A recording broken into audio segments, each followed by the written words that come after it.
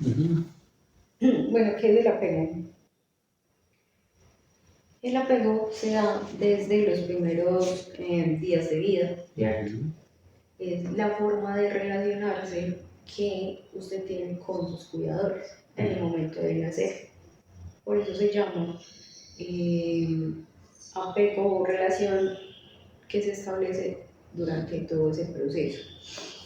Sobre todo entre ese cuidador primario y el recién nacido. Ujú. Ese cuidador primario por lo general es mamá, Sí.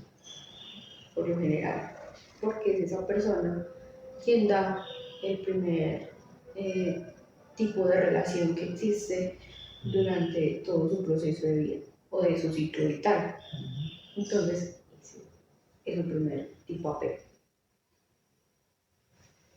Bueno, cuando hablamos de apego, como usted lo dice, Nati, que es ese vínculo, el primer vínculo que se crea, el primer vínculo humano, usted habla de que es con la madre, efectivamente. Por ejemplo, desde mi corriente, que es el psicoanálisis, se habla de que esa función o ese rol materno y paterno no necesariamente lo va a cumplir la madre biológica, lo puede cumplir una abuela, una tía, X personas. Pero lo importante es que ese infante, en las primeras horas, pueda reconocer de que hay un otro, que es quien le va a dar la bienvenida a este mundo. Es decir, el infante se encuentra en el vientre, donde está calientico, donde todas sus necesidades, de acuerdo a su desarrollo, necesita. Están culminadas, ¿cierto? Pero luego sale afuera, se encuentra de que ya siente frío, de que es algo extraño. Entonces el infante necesita una figura que le dé esa bienvenida. Ahora bien, Nati, que, ahora bien, Nati, ¿cómo va a leer ese infante el mundo cuando no encuentra ninguna figura que le dé la bienvenida? Es decir, si las primeras personas que deberían de darme a mí la bienvenida no me la dan, ¿qué voy a esperar del mundo? Y es así como con esa lectura como se van a establecer ciertos apegos, que hay varios, como, Uno de los cuales vamos a hablar y vamos a establecer cómo se daría entonces una relación de tipo afectiva con esa persona, sería entonces el apego ansioso y o ambivalente uh-huh, y el apego evitativo. Entonces, cuando hablamos de apego ansioso o ambivalente, significa que en su proceso de crianza hubo una tensión no, de forma no constante, como uh-huh, así, que estaba durante cierto tiempo, pero retiraban la atención durante otro cierto tiempo, uh-huh, ¿cierto? sí, Es decir, que sus emociones o esas necesidades básicas no eran suplidas en su totalidad. uh-huh, Y le tocaba simplemente estar a la espera en la incertidumbre de que se iban a suplir o no esas necesidades. No tenían como un tiempo establecido. Es decir, el niño o bueno, el menor, el infante estaba llorando de hambre, pero lo dejaban por más tiempo, ¿sí? No había como un horario establecido. Entonces, para él era incierto cuándo iban a calmar esa necesidad. sí, Nati, dentro del apego, en la forma en que se estructura ese apego ansioso, está eso, la incertidumbre, el no saber cuándo mi figura va a llegar a saciar esta necesidad que tengo. ¿Será que sí viene? ¿Será que no? Siempre está ahí a la espera. Y eso va creando una ansiedad, teniendo en cuenta que la ansiedad o el síntoma de la ansiedad está asociado mucho al pensamiento. Entonces, ahí dentro de ese pensamiento va asociando pensamientos de culpa, es decir, ¿será que yo hice algo que mi figura no está viniendo? Porque mi figura ya no está, ¿en qué me equivoqué? ¿Será que puedo ser mejor para esa persona? Entonces vamos encontrando también niños que les gusta mucho estar satisfaciendo las necesidades de los padres, siempre están ahí, porque ellos creen que si están siempre pendientes para sus padres, los padres o los cuidadores no se van a ir. Exacto. Hay otro que es entonces el apego evitativo que Uh-huh. se da porque ese menor o ese infante no confía en sus cuidadores, no confía en que para poderlo cuidar bien y más bien se interesa por juguetes o cosas exteriores y no logra establecer un vínculo de seguridad con esos cuidadores. ¿Cómo se ve entonces reflejado en la adultez? No es capaz de poder tener un vínculo con otras personas y aunque él quiera estar muy cerca, aunque él quiera entonces tener, por ejemplo, una relación más cercana con alguien, no se va a dar porque no tiene la suficiente confianza para establecer ese vínculo. sin nada. Entonces, ahí es donde vamos viendo niños, jóvenes, incluso adultos que uno dice, tan maduro, la famosa palabra tan maduro. ¿Por qué? Son ellos mismos los que van haciendo esas necesidades. Es decir, pues si mi cuidado no está, pues entonces me toca a mí acudir a eso. Entonces, son adultos que se les dificulta mucho el pedir ayuda, el aceptar de que se puede equivocar, identificarse con el otro, esa es de que el otro me puede también ayudar. Entendiendo que desde la biología, desde la antropología, el ser humano es un ser gregario que necesita del otro, necesita su grupo, necesita pertenecer. Nosotros siempre estamos en busca de una identidad. Entonces esta persona lo que pasa es que busca todo eso es internamente, lo que coloquialmente se llama personas cerradas. Se les dificulta mucho incluso las muestras de afecto y de cariño, sea porque las dé o sea porque las reciba.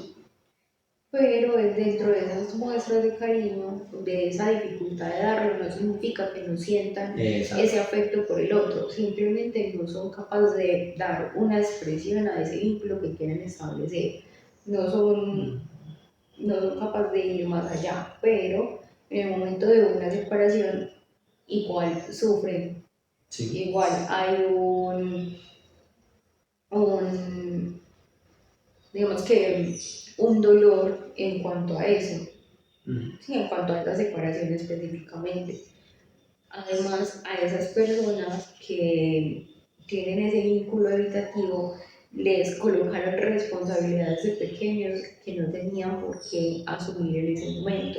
Es de ahí que cuando grandes también adquieran muchísimas responsabilidades Mm. que pocas veces son capaces La de dificultad asumir. de delegar es una de Ajá. esas.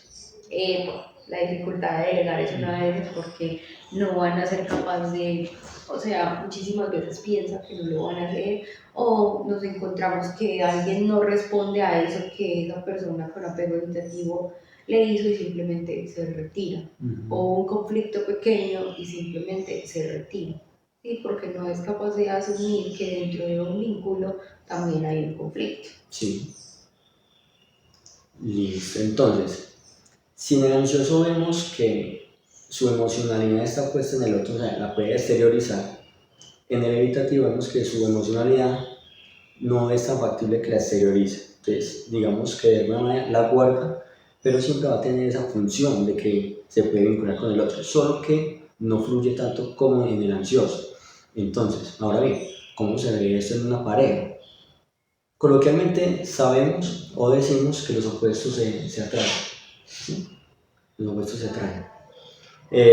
Hay otros teóricos que dicen que no elegimos al azar. Hay asuntos inconscientes que nos llevan a elegir al otro. Entonces, si el ansioso busca la aceptación del otro, busca un lugar en el otro, en el evitativo no. Y eso es lo que va a ir empezando a alimentar el síntoma entre ellos. Exactamente. Entonces decir que el evitativo y el ansioso hacen buena pareja, no lo podríamos decir a ciencia cierta, ¿cierto? No podemos dar como una certeza de eso, pero lo que sí podemos dar una certeza es que ese tipo de apego de una u otra manera se puede manejar, ¿cierto?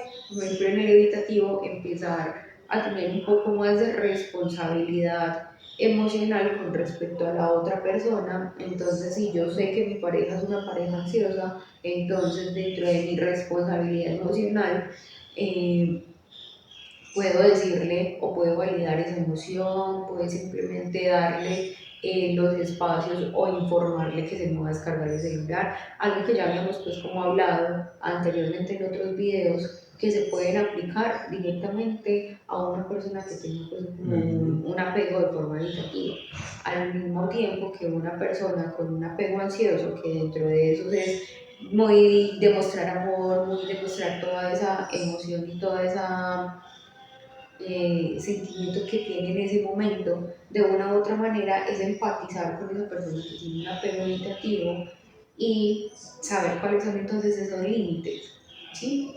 Ni mucho que... Ni mucho que lo ve el santo, ni poco que no lo ilumine. Exactamente. Nata, y es bastante curioso porque imagínate, grafiquemos esta situación. Está la persona ansiosa que siempre está queriendo satisfacer al otro. Listo, siempre está en función del otro. Va, ¿qué le hago para esta persona para que me quiera? Eso se puede decir que lo piensa de forma inconsciente, indirecta. ¿Qué hago para que esa persona me quiera, para que esa persona me acepte, para yo ser mejor, para que no se vaya con alguien más? Y tenemos el evitativo que en su infancia no tuvo un cuidado constante. Entonces, de un momento a otro llega esa persona con todos los detalles, todas las cosas, entre comillas, bonitas, a llenar algo que esa persona no estaba acostumbrada. De una u otra manera se va a asustar, va a querer tomar su distancia, pero a la misma vez va a querer estar ahí porque es algo que nunca había tenido. Ejemplo, que llama varias veces al día, que pregunta todo el tiempo cómo está, que, bueno, muchas cosas. Esas de una u otra manera no la aguanta una persona con apego evitativo. Entonces, que es recomendable tener o buscar un punto medio. ¿Sí? Tú tienes la necesidad de escribirme todo el día, yo no puedo porque me siento controlada, porque me siento ahogada, porque definitivamente no es mi forma de relacionarme contigo ni con nadie. Exacto. En el ansioso una de las técnicas es dejar un poco al otro en falta, es decir, darle su espacio. Ese deseo que tiene hacia la otra persona, irlo fraccionando poco a poco, no entregarlo todo. ¿Sí? Y con el evitativo, permitir que también poco a poco vaya recibiendo esas pequeñas muestras, escuchen muy bien, pequeñas muestras, que es del ejercicio que va a empezar a hacer el ansioso, recibir poco a poco, para que así esta persona puede irse acostumbrando a este tipo de cosas. Lo otro, muy importante, la comunicación. ¿Qué es lo que quiere el uno? ¿Qué es lo que quiere el otro? Y llegar a mucho acuerdo. Así es. Muchas gracias. Bien.